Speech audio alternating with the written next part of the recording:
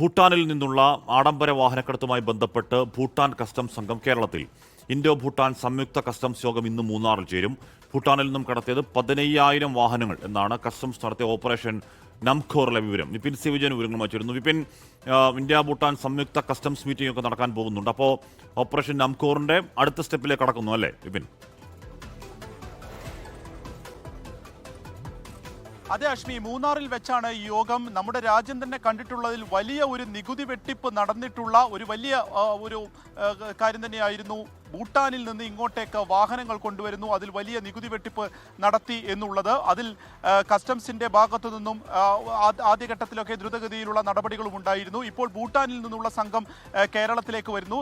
കമ്മീഷണറുടെ നേതൃത്വത്തിലുള്ള 10 അംഗ സംഘമാണ് എത്തിയിട്ടുള്ളത്. മൂന്നാറിൽ വെച്ച് ഇന്ന് ഇന്തോ ഭൂട്ടാൻ കസ്റ്റംസിന്റെ സംയുക്തമായിട്ടുള്ള ചർച്ചകൾ നടക്കും. സ്വാഭാവികമായിട്ടും ഈ വാഹനക്കടത്ത് ഉൾപ്പെടെയുള്ള കാര്യങ്ങളും ഇനി അത് ഉണ്ടാകാതിരിക്കാനുള്ള നടപടികളുമാണ് പ്രധാനമായും ചർച്ചയിലുള്ളത്. ഒപ്പം തന്നെ അതിലെ കൂടുതൽ വിവരങ്ങൾ കൂടി ഇപ്പോൾ 24-ന് ലഭിച്ചിരിക്കുകയാണ്. 15,000 വാഹനങ്ങളാണ് ഭൂട്ടാനിൽ നിന്ന് ഇന്ത്യയിലേക്ക് കടത്തിയിട്ടുള്ളത്.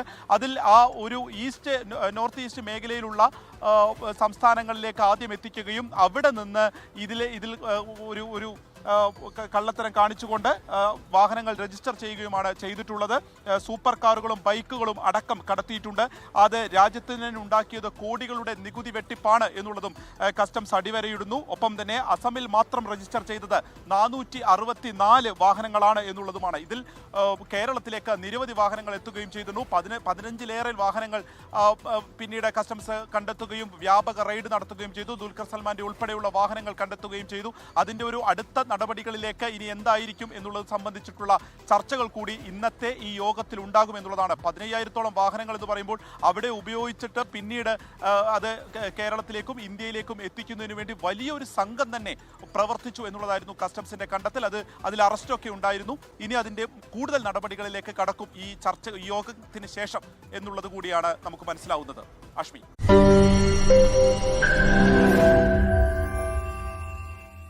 ലോകത്തെവിടെയായാലും ഏത് സമയത്തും 24 വാർത്തകളും ഓഗ്മെന്റഡ് റിയാലിറ്റി പാക്കേജുകളും എക്സ്പ്ലെയിനറുകളും വിശദമായി കാണാൻ ഞങ്ങളുടെ യൂട്യൂബ് ചാനൽ നിങ്ങൾക്ക് സബ്സ്ക്രൈബ് ചെയ്യാം.